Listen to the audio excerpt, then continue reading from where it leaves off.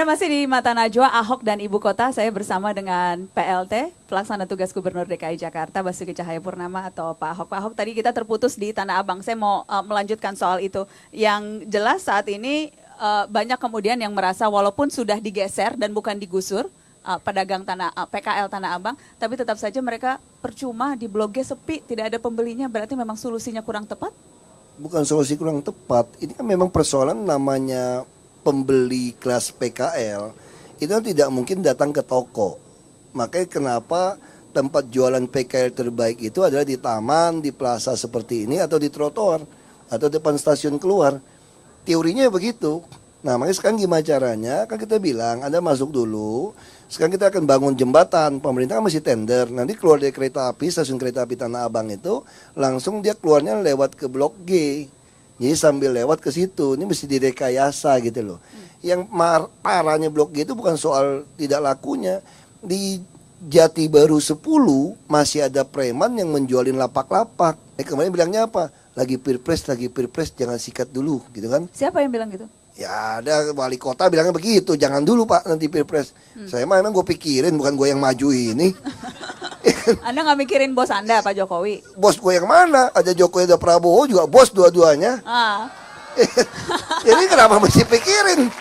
Saya ingat Pak Ahok, Anda sempat bilang orang Jakarta itu paling jago acting, main sinetron. Apa sih cerita sinetron yang paling dramatis yang pernah Anda dengar dari warga Jakarta? Aku jarang sinetron paling dramatis, Ya. bukan di film. Kampung Pulau Bukit Duri. Kayak gimana tuh? Sinetron banjir, kasihan terus. Tiap tahun TV datang. Saya udah bilang sampai kiamat juga lu banjir. Orang tinggal di badan sungai. Marah loh orang waktu itu dibilang gitu. Ya marah, biarin lu marah. Ngomong kenyataan. Saya bilang kalau kamu ngalah buat saya jamin tidak banjir. Berani taruhan, nggak enak dia bilang taruhannya nggak. Katanya tangkap polisi lagi taruhan. Susah juga ngomongnya. Tapi saya berani jamin tidak banjir asal Anda ngalah. Nanti yang Bukit Duri kelihatan itu. Nah sama kayak minta-minta barang. Kita ini terlalu enak sinetronnya. Kalau udah banjir, ada tunjangan hari banjir itu, bukan tunjangan hari raya. Sampai ada polisi marah. Polisi bilang begini sama saya. Pagi-pagi dia masak semacam nasi goreng sama goreng telur satu. Kasih kepada yang kebanjiran di sana. Dia lihat sayurnya cuma gitu, langsung dibuang tong sampah. Sampai kesel mau dipukul, dan bilang polisi pukul orang. Kenapa? Dia tahu nanti ada dari yayasan mana yang makanannya lebih enak. Jadi itu sinetron yang paling top lah di Jakarta itu. Kalau soal banjir Kampung Pulau Bukit Duri. Saya mau ke Mas Nirwono Yoga dulu. Mendengar tadi pemaparan Pak Ahok, menjawab berbagai pertanyaan. Anda optimis sisa 40 bulan dari 60 bulan tugas ini akan bisa diselesaikan? Mana yang seharusnya bisa menjadi prioritas lebih? Kalau tadi komentar soal sinetron tadi dong, Anda setuju tidak warga Jakarta paling jago sinetron, terutama yang dramatisnya tadi di Kampung Pulau itu? Ya, sebenarnya sepakat. Karena baru juga kondisi di Kampung Pulau Berdiri memang pada dasarnya memang warga tidak bisa pindah karena tidak tersedia lahan rumah susun yang memadai ya sampai sekarang. Dan pasti kalau kita amati sampai sekarang Desember Januari besok pasti akan banjir lagi Pak Ahok karena tidak ada perubahan signifikan sejak Januari Februari kemarin. Okay. Nah, yang menjadi pokok persoalan memang ada dua yang kita amati. Yang pertama memang sosialisasi ya Pak Ahok ya, sosialisasi warga untuk relokasi ke rumah susun itu kita akan mengalami rekayasa sosial karena tidak mudah memindahkan warga dari mau di bantaran kali, mau di waduk itu tidak mungkin dalam waktu Tapi 1 kalau minggu. saya potong bukan, mereka minta duit, itu yang nggak ketemu. Ya, karena ukurannya ya Pak ya. Jadi mereka Untung bilang, ruginya. kamu nggak usah ngatur saya pindah kemana deh. Yang penting semeter 3 juta udah beres. Ya. Gak mau kemana Tapi urusan tidak gua. semuanya seperti itu dong Pak Ahok. Ya tentu Ya, baik betul. yang baik juga. Aku juga orang Jakarta, baik-baik aja kan. Oke. Jadi Silakan Mas Yoga. Kesulitannya itu? Ya, antara ini tuh ya. Terus kemudian rumah susun juga ya Pak Ahok ya. Rumah susun yang tersedia dibangun tahun ini itu tidak akan mencukupi dengan kebutuhan warga yang akan dipindah dari Bantaran ke tahun ini. Karena juga kemampuan untuk menambah rumah susun tidak semudah yang dibayangkan juga, termasuk lahan dan kemampuan dari APBD ya. Nah, selain itu juga mungkin yang perlu diapresiasi kepada Pemda DKI tahun ini adalah minggu ini kan baru disahkan Perda nomor 1 tahun 2014 tentang rencana detail tata ruang DKI Jakarta 2030. Oke. Ini tentunya juga aplaus buat Pak Ahok terutama dari teman-teman di Pemda. Apa yang spesial dari Perda itu? Ya, dari Perda ini kan sebenarnya sudah akan menggambarkan bagaimana rencana DKI Jakarta sampai dengan 2030. Artinya kita sudah punya impian 20 tahun ke depan seperti apa. Oke. Pak Ahok? ya sesuai visi misi tadi. Kita tahun depan sudah akan masukin masyarakat Asia Tenggara. dan secara politik luar negeri kita, seluruh Asia Tenggara ini ibu kota itu di Jakarta loh. Kayak PBB itu di New York gitu kan. Nah, jadi kalau kelas kita masih kelas seperti ini masalah. Nah, kita mau bangun Jakarta betul-betul setara dengan mereka, tertata rapi, tapi layak huni untuk segala kalangan ekonomi dan manusiawi. Nah, makanya kami berpikiran kita harus menyediakan rumah susun yang tidak dijual. Karena di Jakarta kota besar, orang miskin, orang yang kurang beruntung selalu akan ada. Sampai kita mati pun akan ada. Nah, makanya pemerintah Jakarta harus menyediakan rusun. Nah, sekarang yang jadi masalah kenapa jadi mampet lagi? Rusun itu dijual-jualin, disewa-sewain dari orang yang dari pinggir sungai. Kita tanya, manusiawi juga jawabannya. Aduh Pak, saya dari lahir sampai umur 67 tahun, miskin Pak. Bapak kasih saya rusun, untuk apa? Saya juga orang miskin. Ada yang mau bayar 45 juta buat over hak sewa. Mendingan aku dapat 45 juta, aku balik ke sungai lagi Pak. Bisa bikin rumah 10 juta lagi di situ. Mungkin 5 juta bisa dagang voucher. Ya kan, sisa 30 juta. Ya mungkin masih ada yang pengen kawin lagi sama saya, kan lumayan.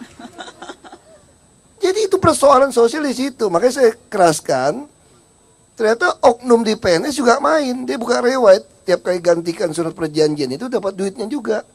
Nah, saya udah ancam. KTP saya minta Dukcapil, kalau mau tinggal di rumah susun, KTP pun diubah rumah susun. Kalau tidak ketemu KTP-nya, kalau udah lama nggak mungkin pulang ke kampungnya kan. Ada kesaksian dari 2-3 tetangganya, kami kasih KTP loh. Oke.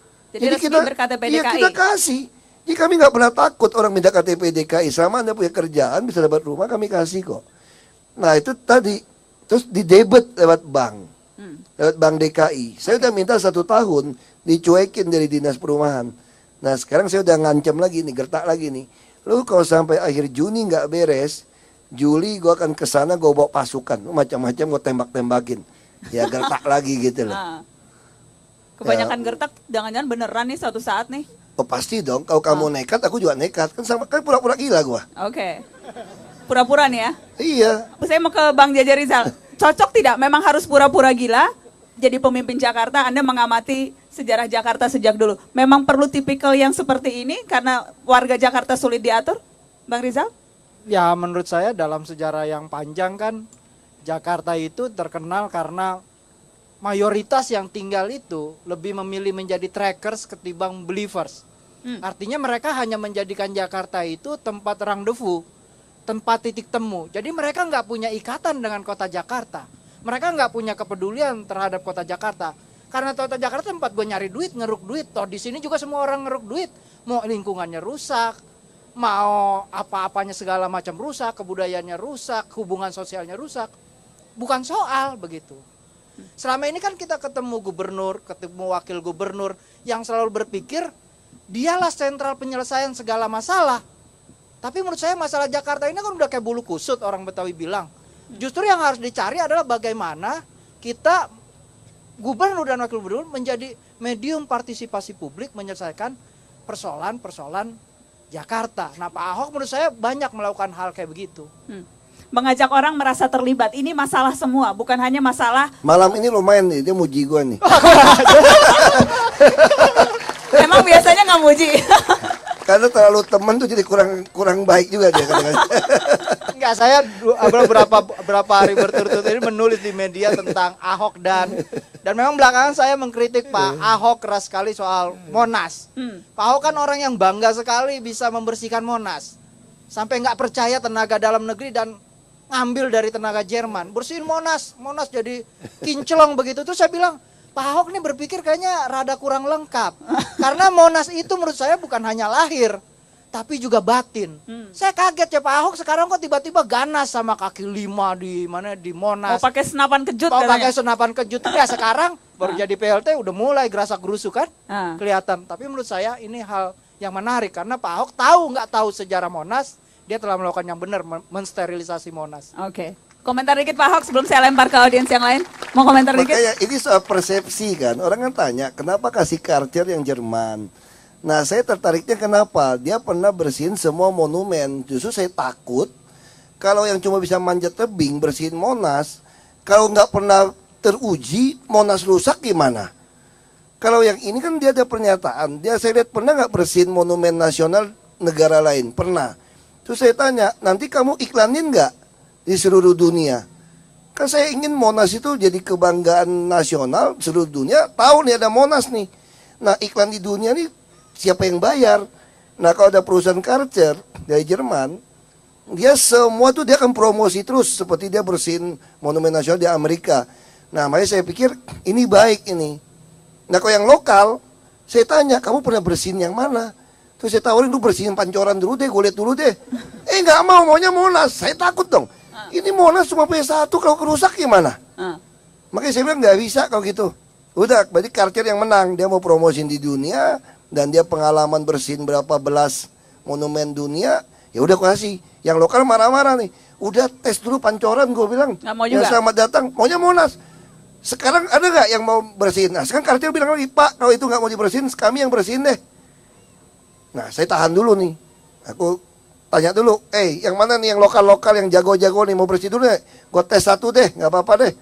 Nggak ada yang datang sampai hari ini. Nanti begitu gue kasih ke Karcher lagi, ya Ahok pro Karcher lagi, Jerman lagi katanya. Orang bilang ini tidak terserap nih, tidak kasih saya. Emang gue pikirin, yang penting gue selamatin 2,4 triliun, enak aja lu hambur-hamburin.